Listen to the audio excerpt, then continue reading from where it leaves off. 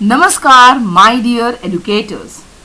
Are you a primary teacher appointed with a B.Ed degree and wondering what exactly is this 6-month bridge course?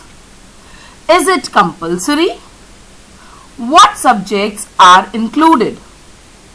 What happens if I don't complete it? Then stay with me till the end, because in today's video I am going to explain the complete NIOS bridge course in the simplest possible language. और मैं वादा करती हूँ कि इस video के बाद आपको इस कोर्स के बारे में कोई कंफ्यूजन नहीं रहेगा. Let's begin. So what is this bridge course? This is called the 6-month certificate course, a bridge course in primary teacher education. यह कोर्स NIOS द्वारा चलाया जा रहा है. इसका उद्देश्य है कि जो शिक्षक केवल B.Ed योग्यता के आधार पर प्राथमिक विद्यालयों में नियुक्त हुए हैं, उन्हें प्राइमरी लेवल की टीचिंग के लिए विशेष प्रशिक्षण दिया जा सके, यानी कि special training for the teachers who are teaching in the primary level. यह कोर्स सुप्रीम कोर्ट के 8 अप्रैल 2024 के निर्णय के बाद शुरू किया गया. And now who has to do this course? ये भी बहुत बड़ा सवाल है. तो कौन इस कोर्स को करेगा?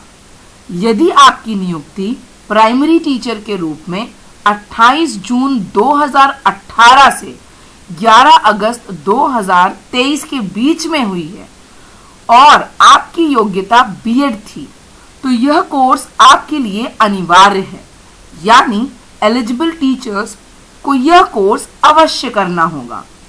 और ध्यान रखिए, यदि निर्धारित समय के भीतर यह कोर्स पूरा नहीं किया गया तो आपकी वर्तमान एलिजिबिलिटी प्रभावित हो सकती है. इसलिए इसे बहुत गंभीरता से लेना आवश्यक है. Objectives of the course. अब बात करते हैं कि इस कोर्स का उद्देश्य क्या है. इस कोर्स में टीचर्स को सिखाया जाएगा प्राइमरी चाइल्ड को समझना, लर्निंग कैसे होती है, चाइल्ड डेवलपमेंट के विभिन्न पहलुओं को जानना, बेटर टीचिंग मेथड्स विकसित करना, इंक्लूसिव क्लासरूम्स बनाना, टेक्नोलॉजी का प्रभावी उपयोग करना, लैंग्वेज डाइवर्सिटी को समझना, जेंडर सेंसिटिविटी विकसित करना, असेसमेंट टूल्स बनाना, 360 डिग्री होलिस्टिक असेसमेंट करना. तो ये सारी चीजें ऑब्जेक्टिव्स हैं इस कोर्स की, जो कि हम सब इस कोर्स में पढ़ेंगे या सीखेंगे. So everything is here. जो कि अभी के लिए ये कोर्स बंद, मतलब कोर्ट ने रिजेक्ट भी कर दिया था कि अगर आप नहीं भी कर रहे हैं तो इट्स फाइन, बट स्टिल जिन लोगों ने रजिस्टर कर दिया था तो अब उनको तो ये कोर्स कंप्लीट करना ही होगा. सो ये वीडियो खासकर उन टीचर्स के लिए है जो जिन लोगों ने इस कोर्स के लिए रजिस्टर किया था and now they are preparing for the same. अब समझते हैं कोर्स का स्ट्रक्चर. अब इस कोर्स स्ट्रक्चर में यहां पर हम नीचे आएंगे. इस कोर्स के जो स्ट्रक्चर है, इसमें कितने कोर्सेज हैं? टोटल 7. और टोटल मार्क्स कितने हैं? 500. और उसकी क्रेडिट वैल्यू कितनी है? 20. इसमें शामिल है कोर्स 1 जो कि है child development and educational psychology. Course 2 is curriculum pedagogy and assessment. Course 3 is pedagogy of language 1 जो कि हिंदी या आपकी रीजनल लैंग्वेज है. Then course 4 is pedagogy of language 2 जो कि इंग्लिश या फिर अदर देन लैंग्वेज 1 है. Course 5 is pedagogy of mathematics. Course 6 is pedagogy of the world around us, that means EVS.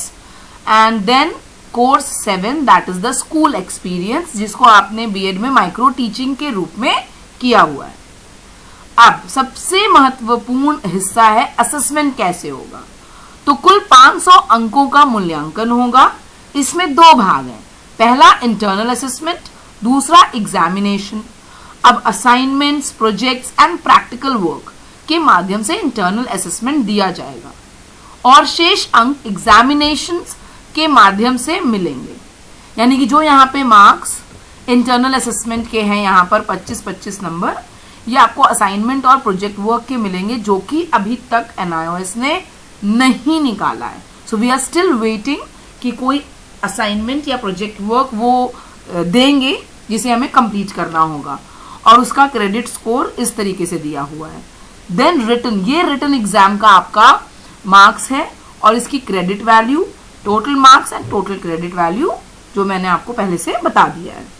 Now last is the school experience. जब हम school experience की बात करते हैं तो इसका जो वेटेज है वो 100 मार्क्स है और क्रेडिट है 4।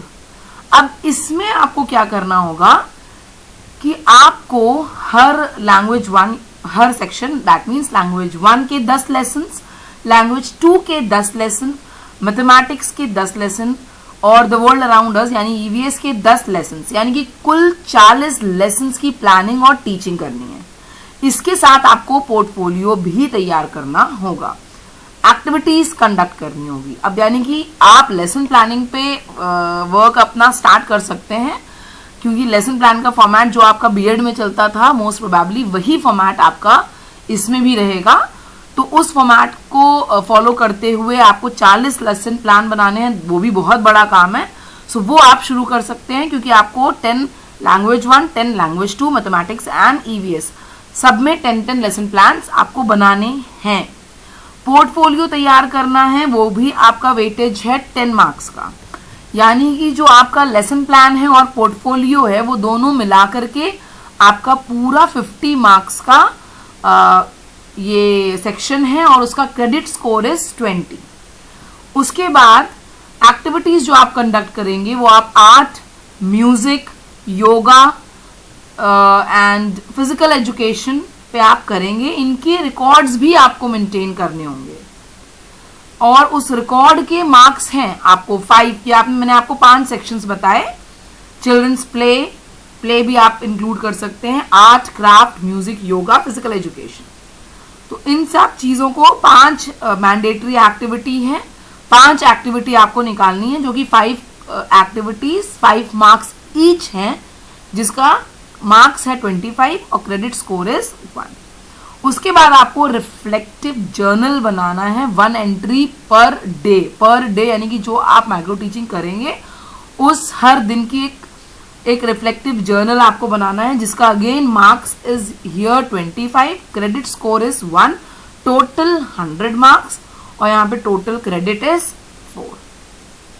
अब अगर हम अटेंडेंस की बात करते हैं तो कम से कम यहाँ पर 80% ऑफ अटेंडेंस यहाँ पर कंपलसरी है। इसके अलावा 20 टीचिंग डेज जो कि डायरेक्टली स्कूल एक्सपीरियंस के लिए निर्धारित है और 10 कॉन्टैक्ट डेज अलग से होंगे, यानी प्रैक्टिकल एक्सपोजर को इस कोर्स में विशेष महत्व दिया गया है। इम्पॉर्टेंट पॉइंट ये है कि यह ब्रिज कोर्स केवल वर्तमान नियुक्त शिक्षकों के लिए है, यह फ्यूचर अपॉइंटमेंट्स के लिए मान्य नहीं होगा, इसलिए इसे एलिजिबिलिटी कंटिन्यूएशन कोर्स के रूप में समझें।